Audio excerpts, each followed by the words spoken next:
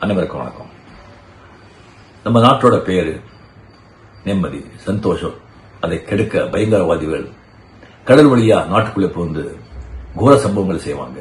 அதுக்கு உதாரணம் மும்பைல 26/11 நடந்த அந்த கோர சம்பவம். கிட்ட 175 பேரோட உயிரை வாங்கிடுச்சு.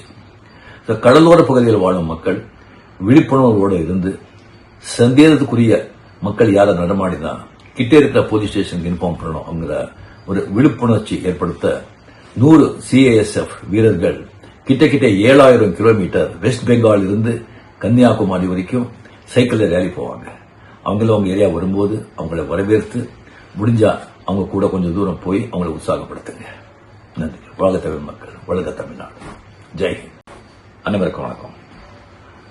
நம்ம நாட்டோட பேரு நிம்மதி, சந்தோஷம். அதை கெடுக்க பயங்கரவாதிகள் கடல் வழியா நாட்டுக்குள்ளே புகுந்து கோர சம்பவங்கள் செய்வாங்க. அதுக்கு உதாரணம் மும்பைல 26/11 நடந்த அந்த கோர சம்பவம். கிட்ட 175 பேரோட உயிரை வாங்கிடுச்சு.